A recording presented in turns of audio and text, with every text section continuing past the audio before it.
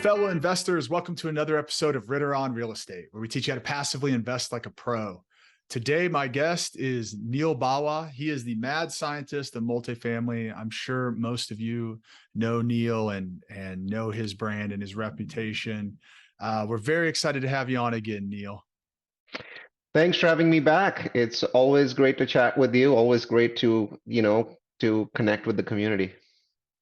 Yeah, so Neal was originally on episode 38. So make sure you guys go and check that out and get more of his story. And we covered a lot about systems in that episode and some of the processes he uses to differentiate their brand and to add value back to their investors. So really great episode. Make sure you check it out. We'll link that below. Today, though, Neal, I think as you said so astutely before this call, we're in a very interesting time.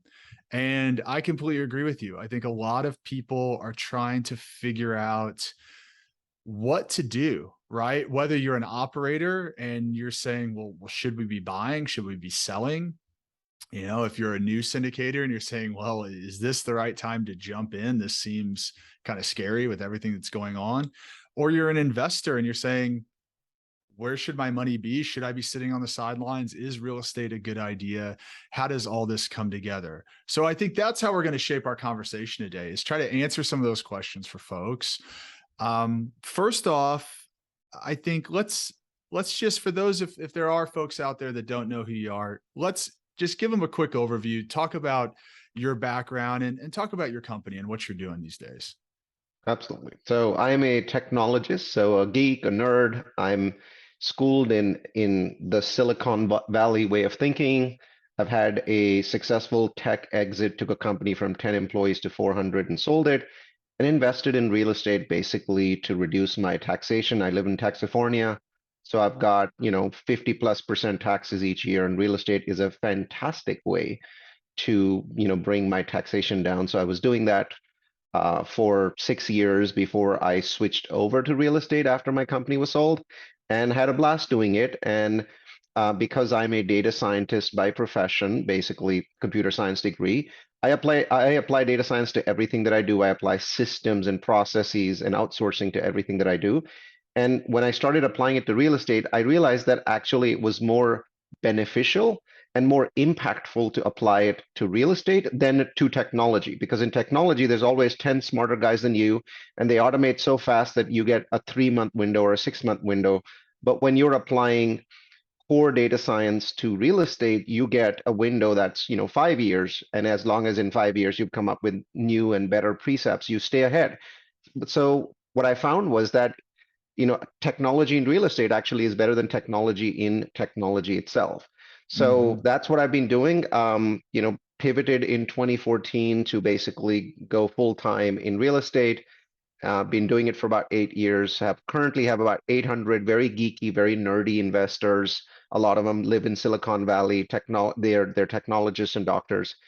And I invest in many asset classes, with multifamily being the core foundation, but not necessarily the biggest asset class that we invest in.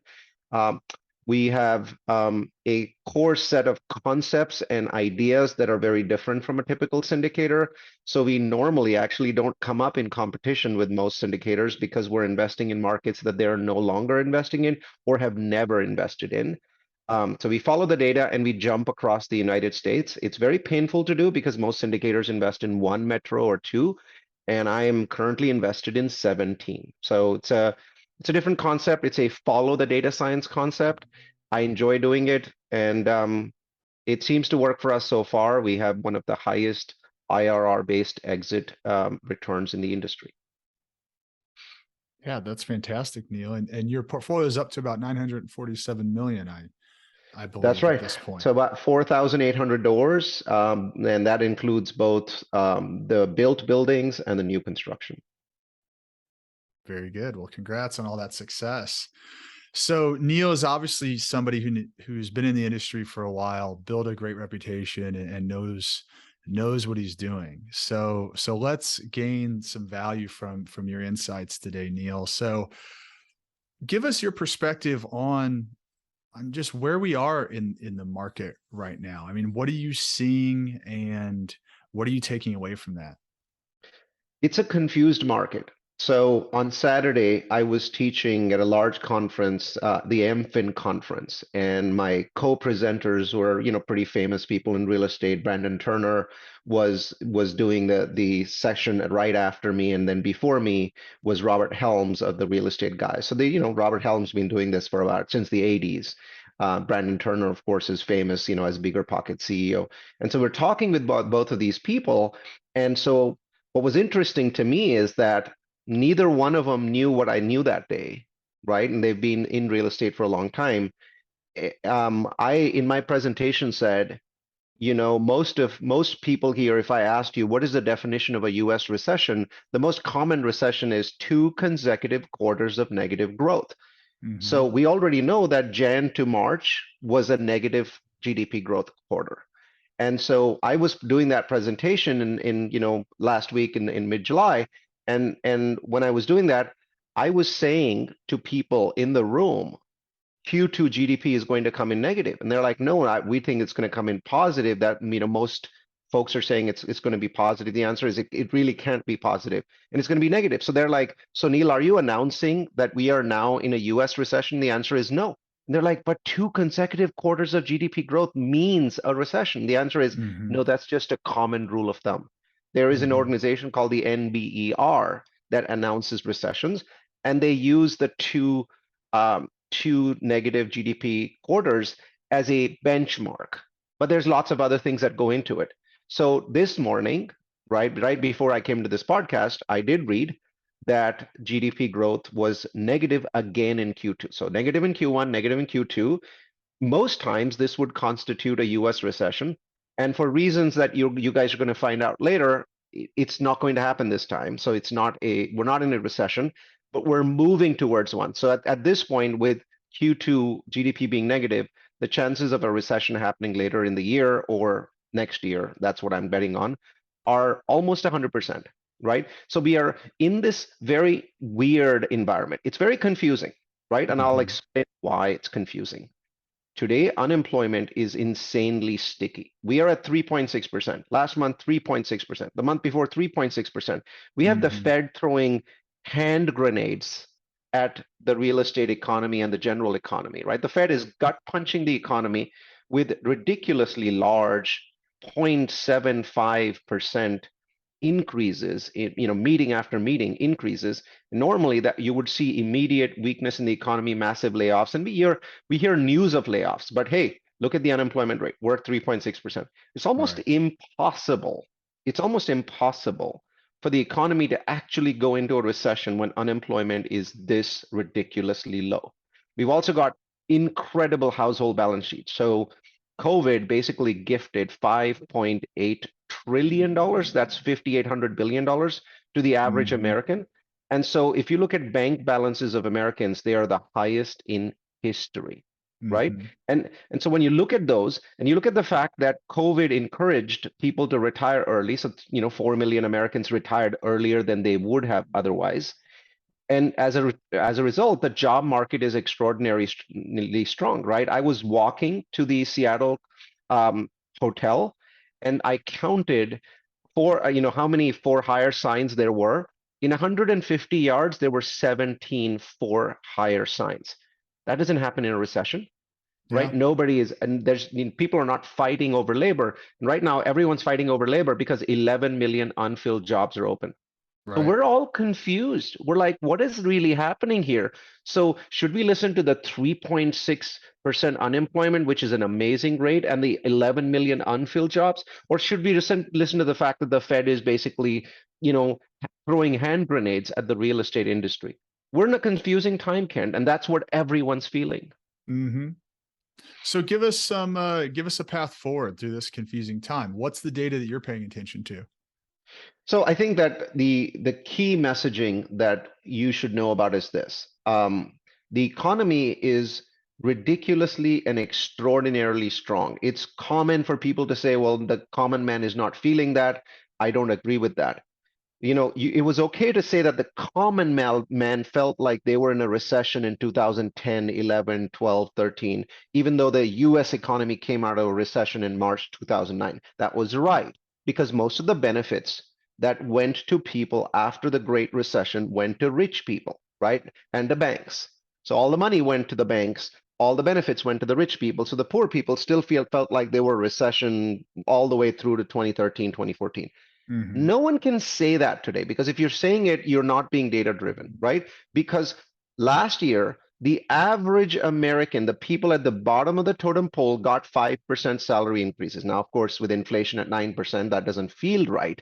My point, though, is it, it doesn't feel like a recession, logically speaking, equivalent to what we saw in 2009. So people are still in a good place. And plenty of jobs are available. Anyone in America of any age today, if they want a job, they've got one. And Right. if they want a full-time job, they've got one. So by those two benchmarks, we're not in a recession. And so as a syndicator, what Kent's asking me is, okay, how do we look at this data? Well, the answer is you look very carefully and you wait, because right now is a time to basically measure to see what happens. And there's two scenarios. And one scenario is not good for us, and one scenario is really bad for us. So there are no great scenarios for multifamily for the next 12 months. And there's some awesome scenarios after that. So let me give Mm-hmm. you an example of how it could go. So the Fed at this point, yesterday they raised interest rates by 0.75%. Everything that the Fed does has a delay. So what they're doing today will affect the economy 3 months from now, because that's how long it takes for interest rates to wind their way through the economy. It takes 4 to 5 months to close a multifamily deal. So if price is affected, we wouldn't know yet. It takes 3 months to close a single family deal. So if price is affected, we wouldn't know yet, right? So the Fed basically does something and then they wait and measure, right? Mm-hmm. That's what they're doing right now. And I think really that's what syndicators need to do, to wait and measure, because we could have two scenarios here. The economy weakens, we start seeing mass layoffs. So if you're in August and September, I would pay the most amount of attention to the unemployment number. That's very key. So if you start seeing, let's say by end of September, you start seeing unemployment numbers that are projecting towards 5%, then we could go into a recession as soon as, October, right? It's Mm-hmm. possible, right? But Mm-hmm. I don't think that's going to happen, because the Fed hasn't even managed to move it from 3.6% to 3.7%, despite Yeah. all the hand grenades they've thrown. And once again, that's because of that $5 trillion of COVID stimulus. It's still sitting in people's banks, and it takes a while to spend it. So what you're likely to see is that the economy weakens, but it weakens very, very slowly, and Mm-hmm. inflation remains high. And so in that scenario, we could avoid a recession altogether. So, inflation will weaken over time because of interest rates, but that $5.8 trillion will protect the economy from going into a recession. Well, in that case, Mm-hmm. no US recessions, but high interest rates, because the Fed has to keep dropping hand grenades to push the unemployment rate up, to push inflation down. And that's what I'm seeing so far. So far, it seems like the Fed's having less impact than they want to. They want it quickly to have impact. They want it quickly to quash inflation. I haven't seen that yet. And so be watching inflation. It doesn't matter if you're a syndicator or if you're the CEO of Apple. Right now, you got to watch just two things. Is inflation going down, and is unemployment going up? If you watch those two numbers, you'll have a sense of where the economy is going. Because what people are saying on media, in podcasts, doesn't make any sense to me. They're like, we feel like it's a recession. No one's feeling like it's a recession. Anyone can get a job today. Mm-hmm. Unemployment is 3.6%. And today, and this is very rare, by the way, in America in the last 30 years. So last time we felt like the workers had control of salaries was in 1999, when the Mm-hmm. dot-com boom was happening. Since then, it's always been the employers that have had control in terms of this salary negotiation. That's not Right. the case today. That's not the case today. If you have a good job, if you feel good about your skills, you should be asking your boss for a raise today. Yeah. Everyone should, right? That's the real situation in the US. There are not enough people in the job market, Right. and Right. employers don't want to lose anybody. So we could have a bizarre situation, Kent, where we actually go to a situation where the economy goes into stagflation, but doesn't go into recession, because employers can't afford to let their employees go, even though their profits are dropping. And we might actually end up in that particular situation. So watch those two numbers, Yeah. inflation and unemployment will tell you everything you need to know. Yeah, I think that's really interesting. I mean, I think that a couple of things that you pointed out. I mean, one, yeah, 11 million, is that what you said now? Open jobs. I mean, that's Yep. just something that It's a is staggering number, right? I mean, you're happy with staggering. five. And because I think a lot of people don't understand is that that inflation, or excuse me, the unemployment rate is artificially low because it doesn't include people that aren't looking for work. And a lot of Correct. people aren't looking for work, right? Mhm. I think you said 4 million people left the job market, prematurely, let's say, or they entered retirement early because of COVID. And a lot Mhm. of those people, aren't coming back, at least not yet. I think people Not thought they yet. were going to I think come there's money. back. Their money's going to run out in about 2 years. They Yeah. have, they benefited the most from COVID. The older people benefited the most from COVID Right. because they got the most, stimulus. But at some point, their money will run out. So I do expect that in a couple of years, million and a half of those will come back. But I see no evidence of them Yeah. re-entering the job market, which basically is driving the unemployment rate down and making the Fed's job much harder. Right. Because I mean, the Fed is concerned historically about two things, right? Unemployment and inflation. And so they've historically been very focused on unemployment, and Hmm. now they're focused more on inflation. Yep.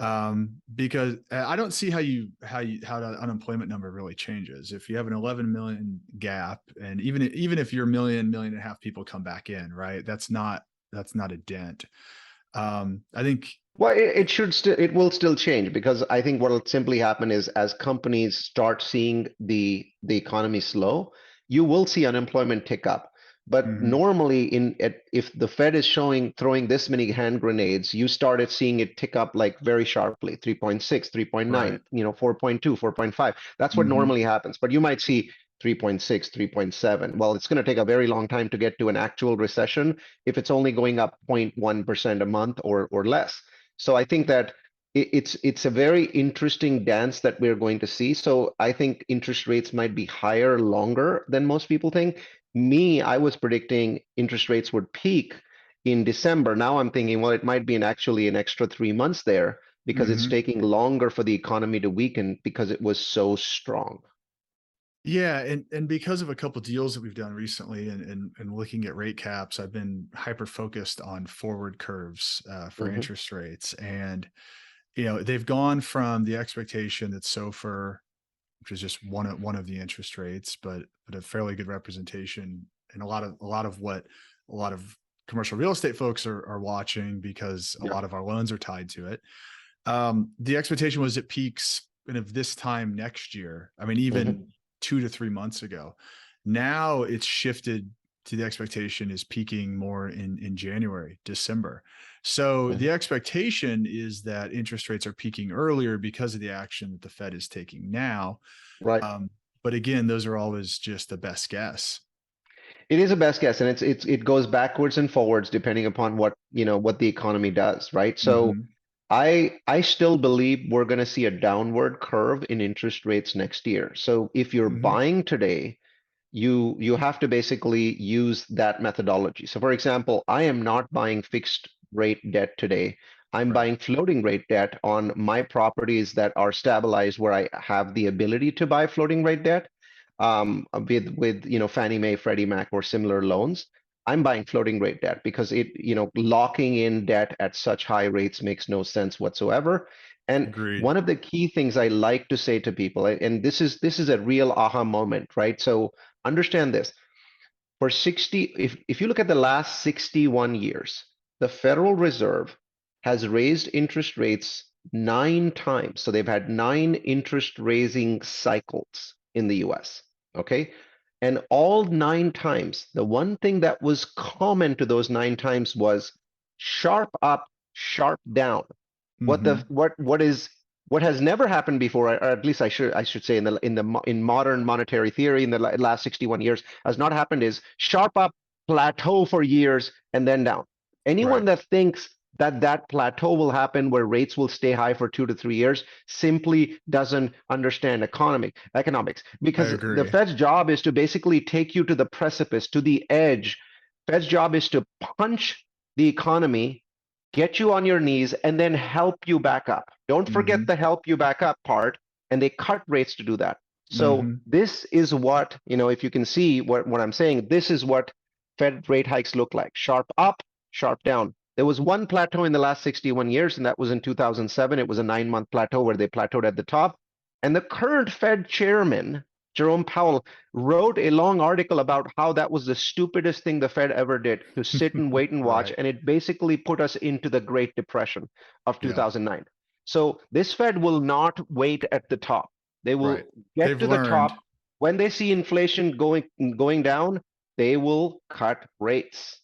Well, and I think that's important for people to understand because I mean, those rates are really their greatest tool, right? Mhm. It's the first tool, the thing that they can really start to pull on. And so absolutely right. They push it up and then the first thing they're going to do is pull them back. I completely agree with you. And so I think the tip about evaluating fixed rate versus variable rate debt right now, I think is great. And it's the same philosophy we're using. And this is not the time to lock in long term on high rates. And it's a time to I think in time with debt to give yourself flexibility, right? Give yourself flexibility. Don't get stuck in long terms. Give yourself the option to follow the interest rates up and down and take advantage as they move down. Not that interest rates, I think there's also this expectation falsely that rates will go back to what they were in the last 10 years. I mean, I'd like to hear your thoughts there, but I think that we from here we start to normalize and end up in kind of a middle ground where people may have to. I mean, we've been really spoiled, right, in real estate. I mean, I've got a loan on a property, a fixed loan on a property right now at a rate of 2.56%.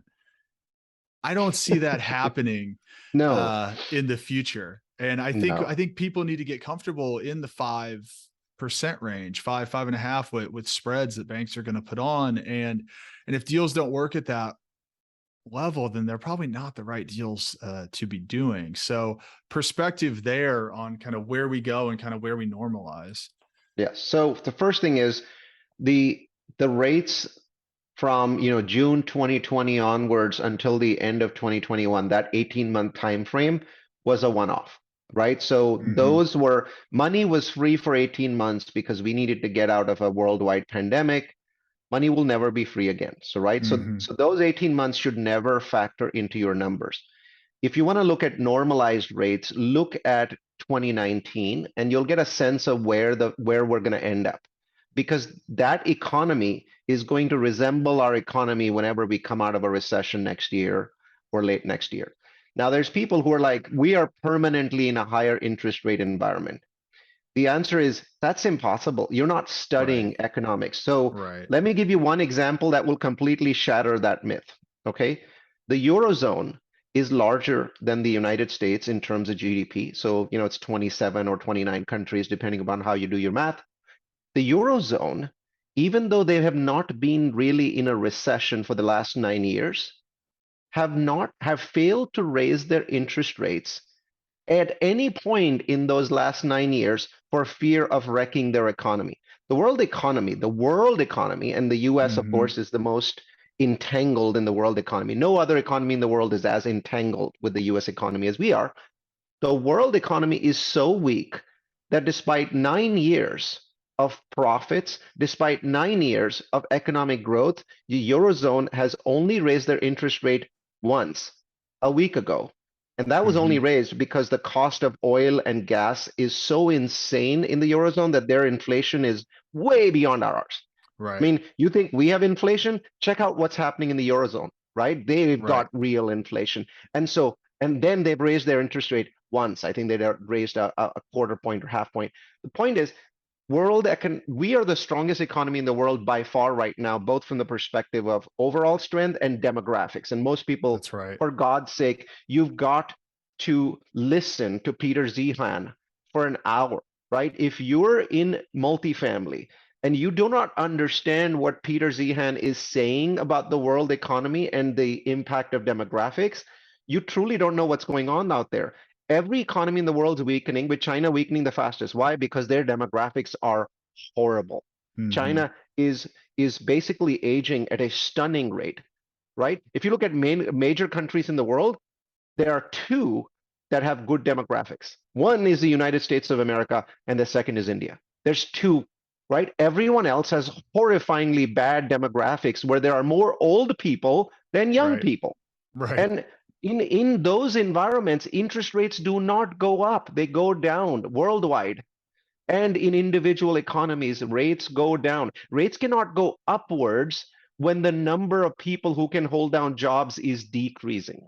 So Hmm. we are in a overall rate decrease environment, and that continues all the way to 2050 when demographics hit rock bottom and start to bounce upwards, right? So long term, there's a push downward on rates. Obviously, in the short term, inflation's high, so we got to push them up. But once we return to norm and inflation returns to norm, which I think is beginning to happen, not quite yet, but beginning to Hmm. happen, then we get back to where that downward pressure is felt. So I think that 2019 is a wonderful benchmark of what rates would look like in the future. And when you're doing your underwriting, maybe you should just look at 2019 rates. I mean, it's all on the web.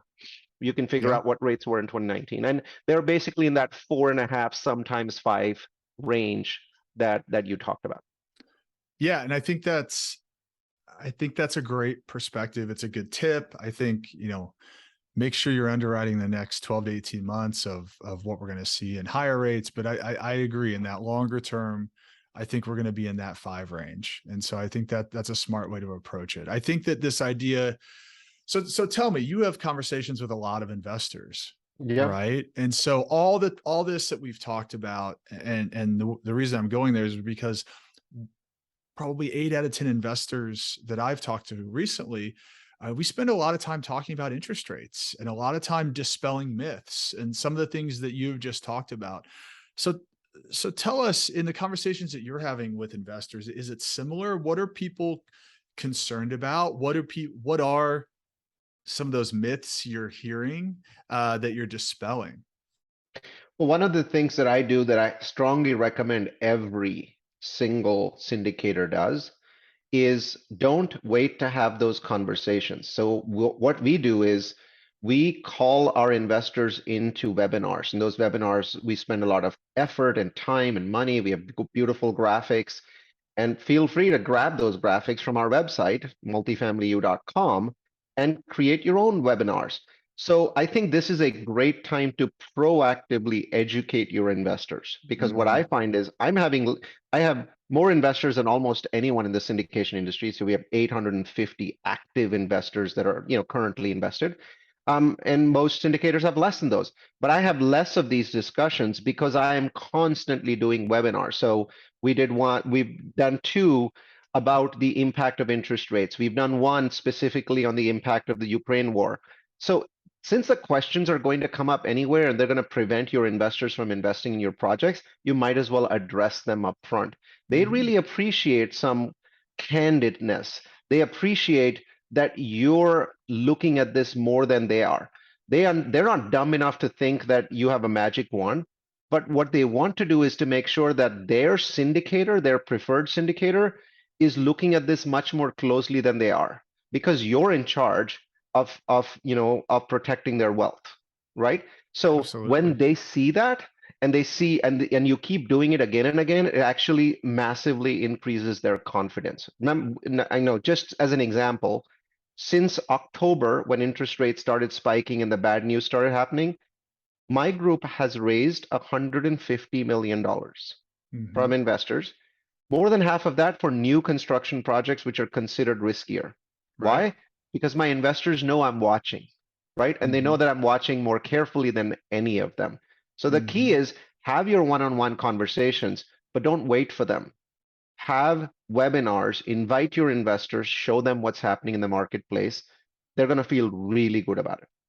Yeah, I think that's great advice. That's fantastic advice. Be proactive in your communication, right? I mean, I think communication is, I mean, without that, then there is just idea and people are left to wonder. And if you can help shape the narrative and provide facts and information, then you can give people that level of comfort, right? Absolutely. And I think the obviously right now is a problematic time. So the one question that I really haven't answered for you, Kent, today is, Mhm. should you be buying multifamily, right? You asked me that up front. And the answer is maybe. it's that, I don't have a straight answer on that one.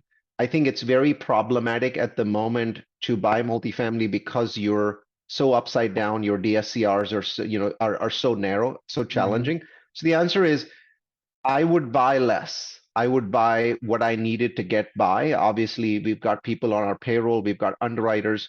So I would buy a little bit less because I think that there's more opportunity coming down the line. One thing I can tell you is at the end of Q2, I just saw real page statistics because one of the presenters at the Seattle conference was the director of research at RealPage. Hmm. RealPage says as of the end of Q2, cap rates in the US for multifamily have not fallen. Sorry, Right. not increased. So they're at the Right. same level they were in Q1, though they Right. clearly appear to have flattened out, which basically means that they will fall in Q3. What he's saying is, look, it takes a long time to close properties, then it takes a while for that to show up in our numbers. So, we think prices are falling for multifamily. We just don't see any evidence of it in Q2. We have to wait until Q3. So the market actually has no data on how much Hmm. prices are actually falling for multifamily for another 3 months because we got Yeah. nothing out of Q2. So right now, wait and watch so you know how much prices are falling. But if they're not falling, you're in the wrong market. They absolutely have to fall compared to what they were in January. I mean, personally, are you and I don't know, I know that you partner with a lot of operators, but so I don't know how in the negotiations you are, but are you seeing a softening personally? Are you seeing less people coming to the table? Are you seeing prices trade for like per door below what So we've seen? retrading has started in the last month. So we are Hmm. now seeing retrading happening Hmm. where deals that were in contract are not able to be closed. So the buyer seller now has to decide whether he wants to walk away and start over again or retrade. So we Yeah. are now seeing a lot more retrades happening. RealPage also pointed to the fact that retrades are up maybe 2x, 3x from where they were 4 months ago. Hmm. So that's the first. Retrades are usually the first impact of softening. Retrades have to happen before the brokers start telling the buyers, us Yeah. the sellers, Adjusting that they got expectations. to adjust expectations. So the answer is not yet, but we are in the middle of that process happening. I simply I believe today multifamily is overpriced, and if you can wait for 3 or 4 months, you will get a better price. Hmm. Remember, I'm not predicting that prices are going to crash. I'm not predicting that they're going to go down and stay down. What I'm predicting is a sharp downward curve, and you're going to see that in Q3. Like for example, everyone sees these cap rate charts where for years cap rates have been coming down, and you see quarter after quarter. Now you're going to see a blip in Q3 of this year. You're going to see a sharp downward movement, and then a little bit further down in Q4, and then it'll plateau, and then it'll make its way back up, but it won't be a sharp up. It'll take a number of quarters for rates to finally adjust, start falling, for people to mentally adjust to that. And I think that 18 to 24 months from now, we end up with cap rates back where they were in January. So we still end up at, When those you the all-time when you lows. say a blip, you mean an increase in cap rates, An not a increase, sorry, yeah, a decrease. blip upward, Right. sorry, an A blip upward up. blip, which is Yeah. an increase in cap rates, a decrease in price. From what I can sense, 90% of that decrease, whatever it is, 5%, 10%, 15%, is ahead of us. It Hmm. hasn't happened yet Yeah. because it takes an entire quarter of retrading for the broker industry to change the way that they address their clients.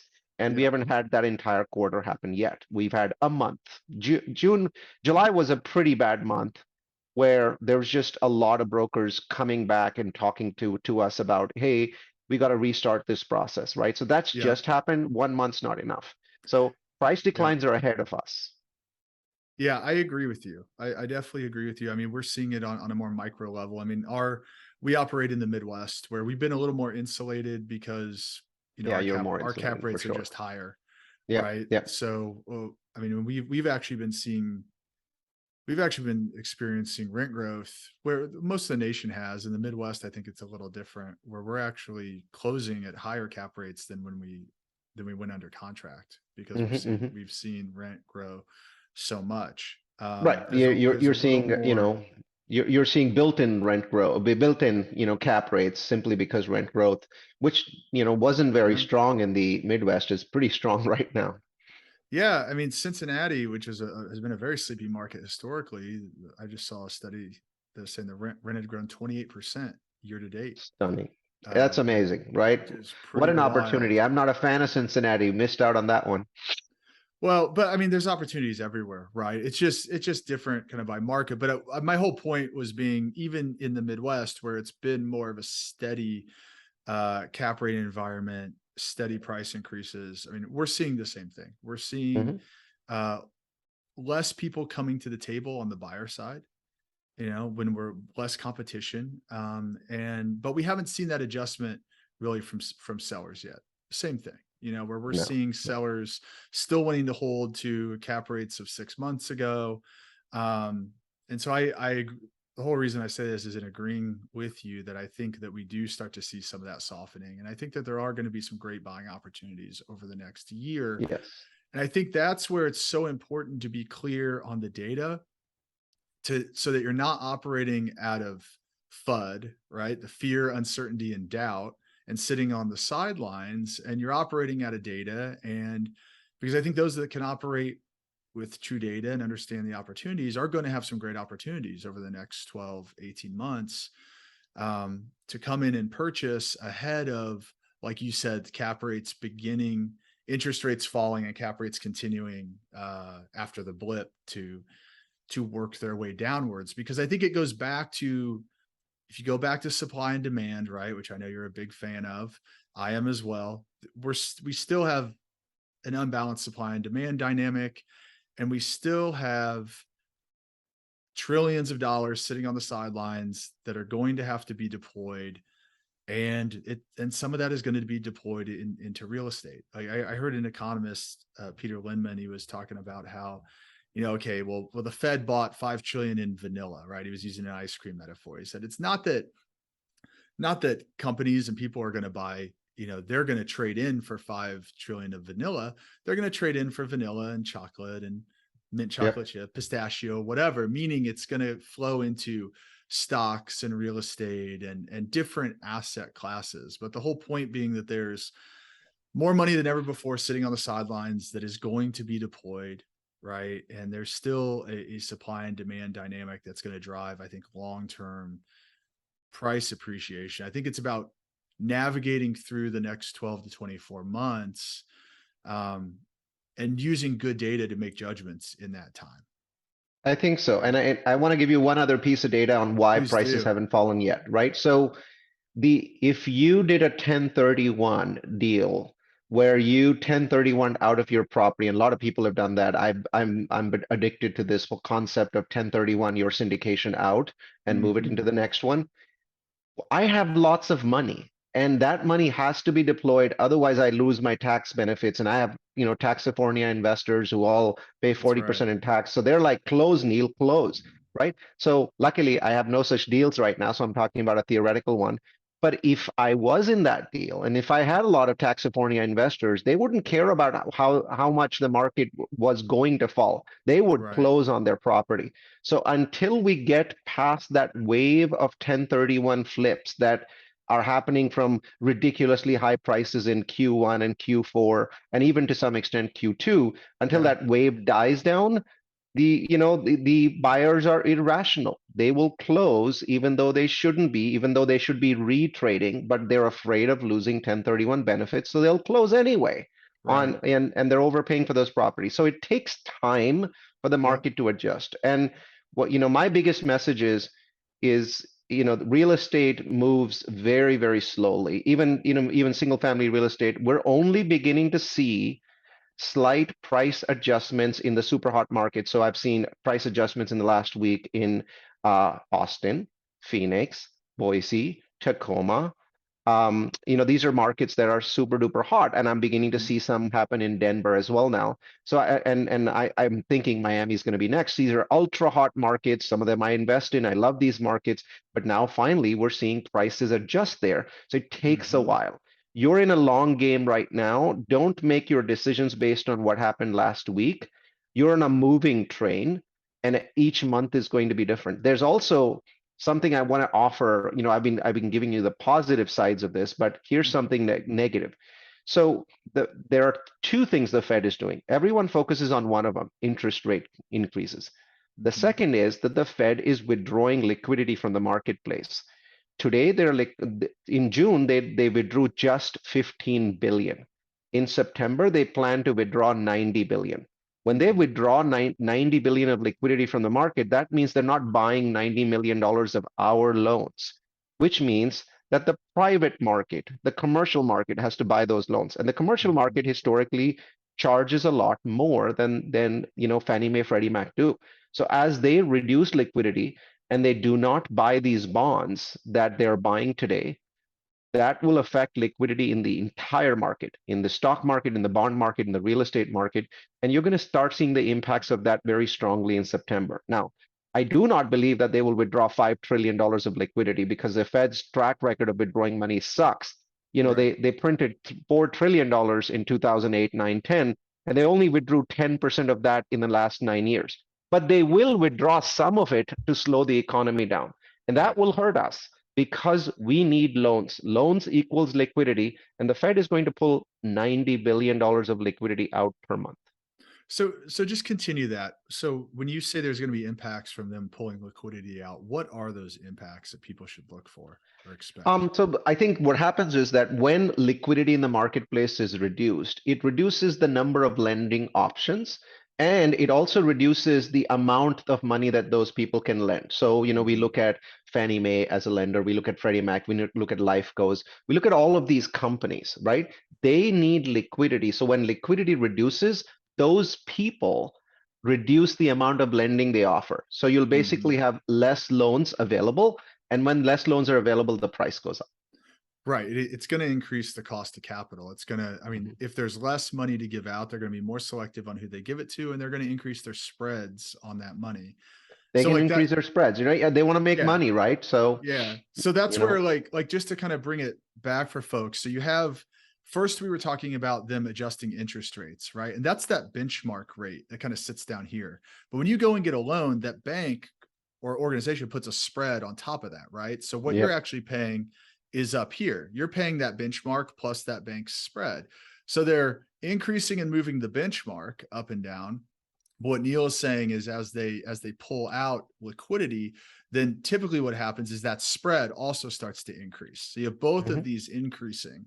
And that's why I think that's longer term why neither of us seem to think that interest rates are going to go back and we're going to be able to get that 2.5% fixed rate loan like I was able to get in 2020, right? It's going to be more in the 4 to 5% range. And so Mhm. just to kind of bring the picture back for folks, I think that's a good way to understand. Well, Neal, man, you've hit us with so much value. I appreciate how you're cutting through a lot of the emotional headlines and getting to some of the facts. I think there's always tremendous value in that. I always appreciate you coming on. Before I let you go, I do want to take you through our keys to success round. And I've got 4 questions I want to ask you. Sure. The first one is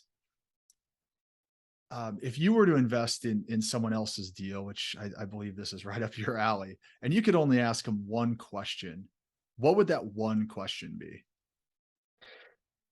Well, it varies, but today I think it would be what's the DSCR in your deal, which is Hmm. the we have never done this before, but in today's environment, the DSCR, if you don't know what that is, look it up, is all really that matters to me when I'm investing, the spread. Yeah, I 100% agree with you. I think that's a great answer for the times that we are in because if you can pay your mortgage, you can live to fight another day. And I think that's what we're trying to do right now over the next 24 months is you live to fight another day. And what are you most proud of in your career?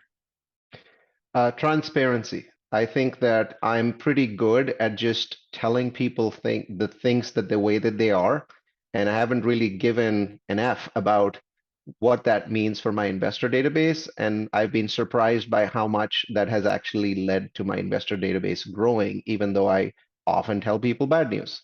Mhm. Well, if you're only delivering the good news, then people are people are going to be surprised by the bad. And I think you never want to be surprised, right? You want to Yeah. be news is news, good or bad, it has to be delivered. Awesome. What is a book that everybody should read? Definitely The Miracle Morning. It may not be the best book Mhm. in the world, but if you read the book and follow what it says, you will find your best book. Yeah, that's fantastic. I love that book, and I think it's an amazing process to start your day right. And last but not least, what is your number one key to success? Data beats gut feel by a million miles. I say that to me as myself every day because what I find is that there's a tendency as we get, you know, better in our business to start believing that our gut feel somehow is magically better than data. I'm not Mhm. exempt from this. I've regretted making gut feel based decisions and they haven't worked out for me. So key to my success is I keep forcing myself to say this. Data beats gut feel by a million miles. Yeah, that I think that's fantastic advice. So Neal, thank you so much for coming on the show. I know you have a lot of resources for folks. If folks want to learn more about what you're doing, your business, where can they reach you?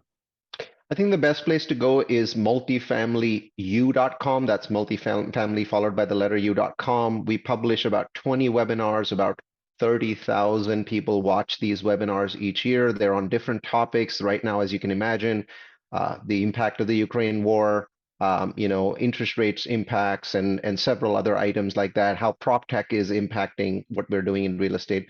Those are the most recent webinars, so check those out. That's probably the best way to start interacting with us.